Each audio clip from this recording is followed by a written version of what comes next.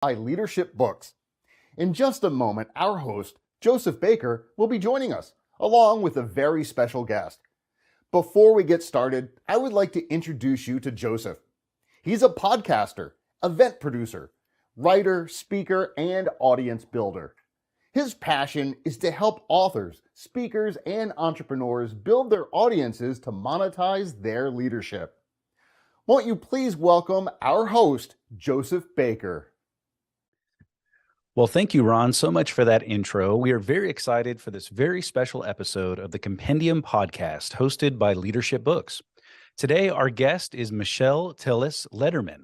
Michelle is an expert on workplace communications and relationships. She was named by Forbes as one of the top 25 networking experts and one of the top 30 communications professionals in the world by Global Gurus. Michelle is a speaker, a trainer, an executive coach, an author of 4 books, including The Connector's Advantage, The 11 Laws of Likability, and others.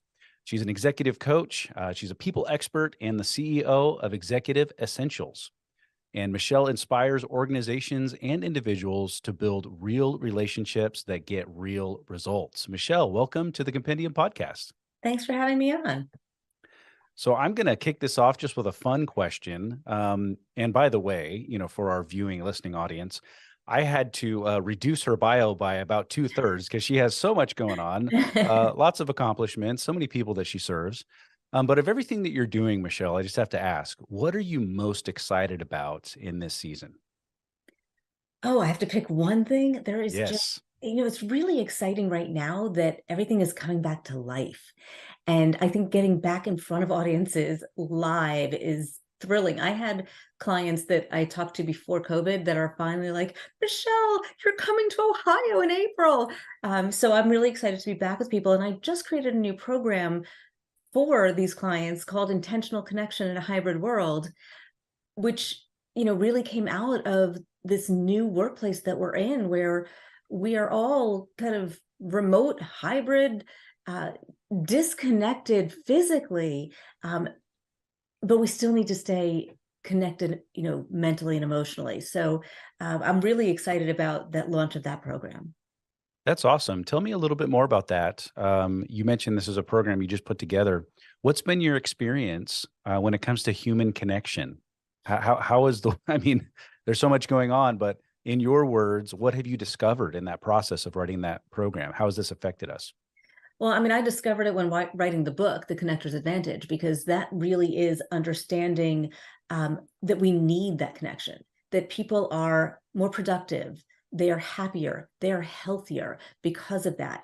Social isolation and loneliness are more detrimental to your well-being and your mortality, actually. It's a little morbid, but your mortality, than smoking or obesity.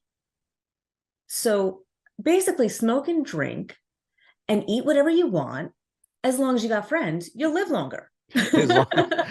As long as you're doing it with others. Exactly. But no, really, when we think about a lot of how connection and relationships impact your life, that's the definition of the Connector's Advantage. Faster, easier, better, whatever it is you're working on. And those things could be, the new job or the promotion or the referral or all of that, but it's also the health and happiness that I think are more critical. Gallup does a study on engagement, and one of their 12 questions, it only takes 12 questions to figure out if you're engaged at work. And one of those questions is, do you have a best friend at work? We need that human connection. I think, I'm a parent of teenagers, and they spent some pretty formative years stuck in their rooms. These kids are stunted. They don't know how to socialize. And it's something that we critically need to reinforce. That's really good. That's really good. Well, that leads right into our discussion about one of your books. You've written several, but the one that is on your wall to your left, on the back wall there, The Connector's Advantage, yes, as displayed, 7 mindsets to grow your influence and impact. And I love that line, influence and impact. That's really, really powerful. What is the sort of big idea of this book? It was actually something that was not the original idea. when I first started doing the research, I thought in my mind that connectors were born that way, that we had a certain way of being. And the truth is that a connector is somebody who prioritizes relationships in anything and everything that they do. The relationship comes first. And I thought it was just a wiring. So I did a research study in conjunction with the university, and it turns out that there was not a lot of differentials between a connector and a non-connector. And that shifted my thinking entirely. And so the big idea behind the book is that anyone can be a connector, that anybody can adopt these mindsets that I put forth and the behaviors and attributes of a connector and get that advantage. It's not exclusive, and it's not just for extroverts either. Good point. What's a real life example of an organization or a person or a client, just somebody that you've helped open their eyes to this idea? Give us an example of somebody who came back to you and said, this impacted me. Your book impacted me in this way. You got to pick one. Yeah. A recent client does come to mind because I actually had a coaching client and a high-level female executive. And I was very surprised that she wanted me to be her coach, because one of the first things she said to me was, I don't think relationships are important. And that I'm not often speechless, but that one left me a little speechless. And I'm like, I'm not sure what to do with that. Because I'm not here to convince you, but let's explore. And so we then explored how we think about the results that we get. And as you said, one of the things I focus on is real relationships, real results. And I was able to help her think through the accomplishments that she's most proud of and how to connect the dots and how she got there, and start to identify the people that made an impact along the way. And for me, even though the shift was from extreme to, okay, I see it, even with some resistance. Sure. For me, that's a bigger leap than somebody who gets it and just wants to get better at it. Mm-hmm. Mm-hmm. And you also, I was just going to say, I get emails. She reads my newsletter every week, and every week I get a little note like, this one made me think of this, Michelle. Yes. And you also never know with individuals. I'm sure, you seem to work with individuals and organizations, but with individuals, oftentimes there's reasons, part of our growing up, our history, our past, our life experiences, they can shape how we think about relationships. So it sounds like you're adding some helpful insight, helping people see that in a real positive way, when maybe not everyone has had positive relationship interactions growing up. Oh, absolutely. And if you read my book, you'll see that my childhood wasn't all rosy either. I do a whole chapter on abundance, and I give a little insight where that was a hard mindset for me personally to adopt. But I think everyone listening right now, if you want to really connect to this content, I want you to think about something you're proud of. And you can play my reindeer games as well. I'll switch this around. I'm going to interview you next. So you start thinking about something that you accomplished, maybe getting this podcast, and how did it come about? Who connected you to the person who gave you the opportunity, or who made the suggestion to you that this might be an avenue to go down? I think about my first book, mm-hmm. and how I got the publisher and how I got the agent. And then I think about my second book, and I got that, which was a partnership with NBC, who produced the book, because my sister dated the head of NBC Digital Publishing in middle school. Like, you can connect all these things through relationships, and they don't even have to be close relationships, but you can follow that path. And I want you all to envision you standing on the stage, giving your appreciation, acceptance speech for the accomplishment that came to your mind, and think about all the people you need to thank. And you will realize that real relationships lead to real results. That's powerful. That's powerful. Okay, we'll end right there. We're just going to end right there. But did anything come to your mind?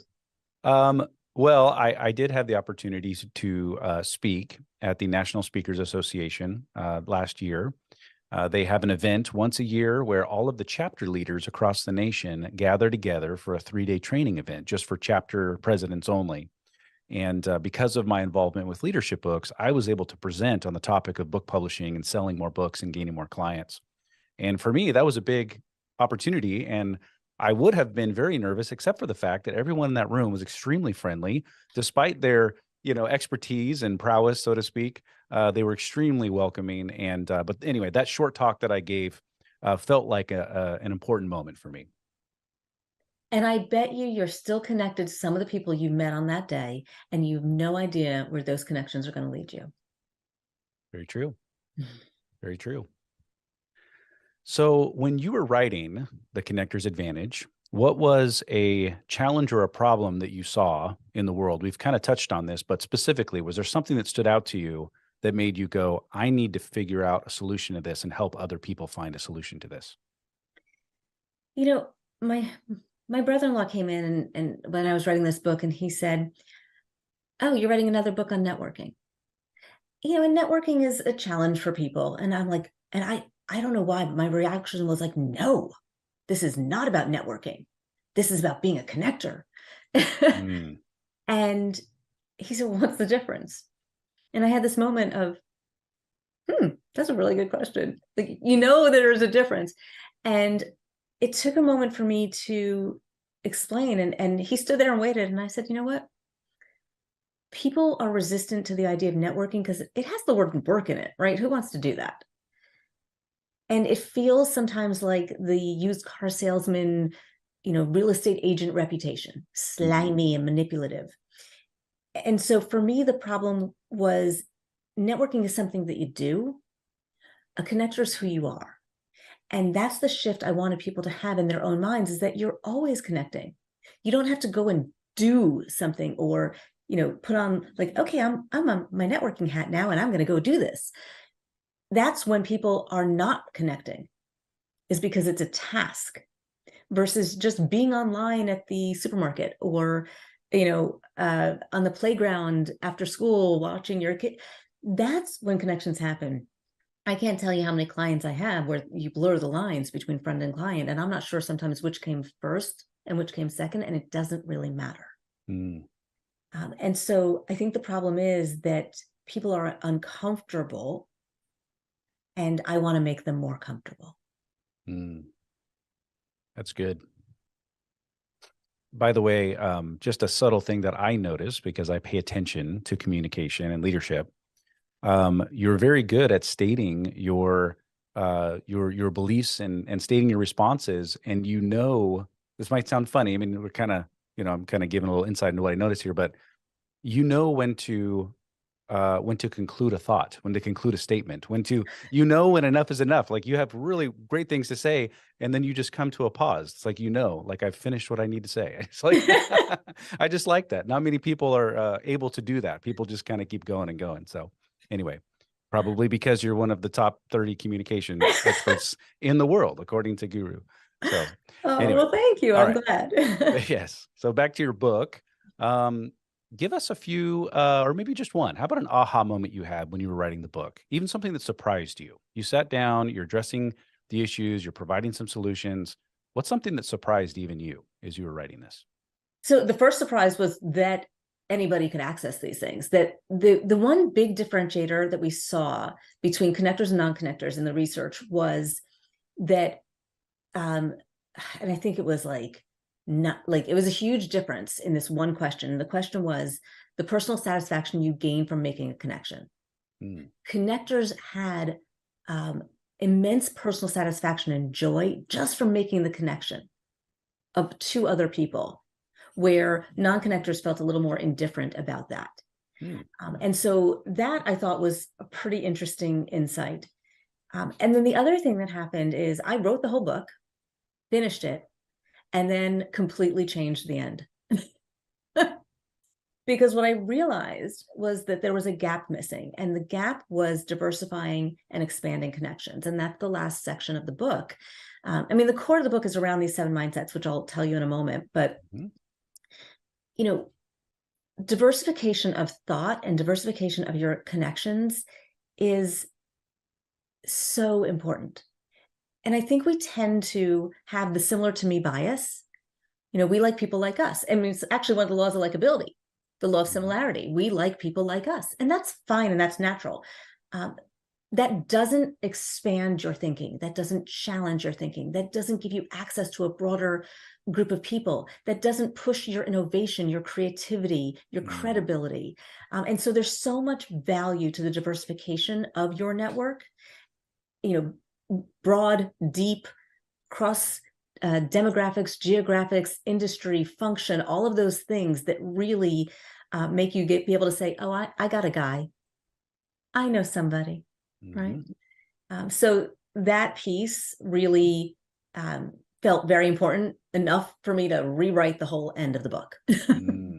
That's great. That's great. Writing a book is definitely a process, and I'm glad that you had the wisdom to sit down and make those adjustments. That's really, really good. Sounds like it has served your audience well. Yes, and I realized I promised to give you the 7 mindsets. I was going to go into that next. Let's briefly go over those. Go ahead. My brain just keeps going. So one of the things as I put these 7 mindsets out, and you can ask me about any of them, but for those that are listening, I don't want you to think about this as a linear process. It's not first, second, third. These mindsets enable each other. And you can think about this book as almost a guide of, hey, this is what I want to brush up on, and just touching on that one. I'll see if I can remember the order in the book, though. Connectors are open and accepting. They have a clear vision. They trust. They come from a place of abundance. They're social and curious. They're conscientious, and they have a generous spirit. And I think I was pretty close to the order in the book. Nice. If you had to pick out one of those just to expound upon just a little bit, choose one and give us a little bit more. I'm going to flip that on you. Which was the one that made you say, I don't know what that one is, or that's the one I want to know more about? What was the last 3 that you did? It was something in the last 3. It was social and curious, conscientious, and generous spirit. The curious one. Tell us about the curious. So the mindset is being social and curious. And actually, it's an interesting one because, as I said before, it's not just for extroverts. And a lot of introverts have a vision of what social is supposed to look like. And it looks like they see the extroverts doing it. And I want them to erase that. As I said, I want people to be more comfortable. And part of being social and curious is finding your format for being social. And social simply means putting yourself in a position to learn and connect with one other person. It is not working the room. It is not being a social butterfly. It is not, being the hostess with the mostess. It is about being with one other person, being curious about them enough to ask questions, and being willing to share of yourself to that one person to form connection. So I actually have two sections in, one in each book around introversion, because a lot of my clientele tends to be in engineering and finance and tech fields and come from a natural introverted state. And some of the best connectors I know are introverts. And what I want the introverts out there to recognize is that they have some natural tendencies that really lend themselves to being amazing connectors, and to just erase what they think it's supposed to look like and recognize their skill set in being great listeners, having that natural curiosity to probe and learn more about somebody else, not being off-putting. You might have guessed that I'm a little bit of an extrovert, extreme, and we can be a little coming on too strong and taking over. And so the stretch for the extrovert, which some of that might come naturally, is for them to be in a more of a listening position. The stretch for the introvert is to be in a bit of a position of willingness to share, a little more self-disclosure, right? So it's balancing the TMI and the not enough. That's very good. Very good. So tell us a little bit about what you do outside of, obviously you write books, you're speaking, you're consulting, but just in your own words, how are you helping people these days, you and your organization? My platform is all about connection, and we get that connection in a lot of different formats, right? So you might need to connect to your team.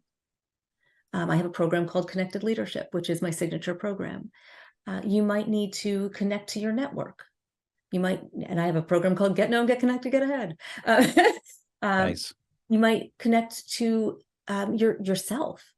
And we have a program, I have programs called Claim Your Power and You the Brand, and understanding how do I connect to who I want to be and how I want to show up, and getting really clear on that. It could be, we connecting to your message and teaching public speaking. Like, there's connections always the through line and the thread of what I do. And we do custom programs. So my job is really to help a client uncover what it is they're trying to accomplish, and then design the way to do that. And it could be coaching, it could be speaking, it could be training, it could be consulting, it could be a combination of all of the above. But what I love to do is partner. Very good. I like to, just another note, it's funny. I feel like some of you, or even your interview communication style, I think we can learn from. I might be picking up on that a little bit, but I mean, even now, as I'm hearing you speak about these different programs that you offer, and sometimes we can feel, and this podcast, by the way, is listened to by a lot of author, speak, coach, consultant type people. And we feel almost guilty about self-promotion, right? About the products and the services that we provide. But I love even just this last segment when you were saying you could see the passion in your eyes, right? It's like, look, I help people in this way. Oh, and I have a program for that, and the reality is when you're creating that program and you're serving people in such a powerful way, it's actually a generous act to offer your program, right? It's not self-promoting. It's not selling. It's a generous act saying, I put in the blood, sweat, and tears to create this to help you. So please buy it because it helps you and it helps me and it helps everyone. So buy it, it's wonderful. So anyway, I just picked up on that and I just want to commend you for that. I love what you just said, and I have to build off of it, because I don't know if you're familiar with Marshall Goldsmith's work, but I'm one of the Marshall Goldsmith 100 coaches, and he's taken we're now like 300 of us under his wing, so to speak. And he talks about self-promotion. And one of the things he says, he goes, do you believe the work you do makes a positive impact on others? Yes, I do. I know this work makes a difference. It makes people more productive, more successful, and most importantly, happier. And he goes, then if you don't talk about it, if you don't share it, if you don't promote it, then you are not putting that good out into the world. And so it really helps those people who feel uncomfortable, because I'm not going to sit here and go buy it, but I'm certainly going to sit there and say, I'm excited about it. Yes. And I believe in it. And it is here for those who want it. And yeah, it's going to make a difference. That's awesome. Yeah. And it's a part of your life's work. So it's worth everything that you put into it, so even more so, we have a finite amount of time. So if we're going to spend our time on creating and serving people, then let's create stuff that really helps people and really adds a ton of value to their lives. And I so appreciate that you said you picked up on the passion in my eyes, because that's the law of energy, right? So tapping into my first book ever, some of the laws of likability, energy is contagious.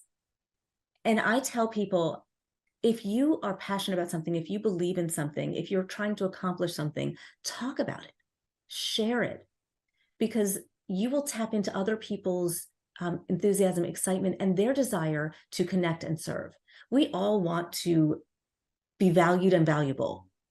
And so the idea of a connector is not necessarily quid pro quo, but that generous spirit, that last, mindset that I talk about, it's not about give.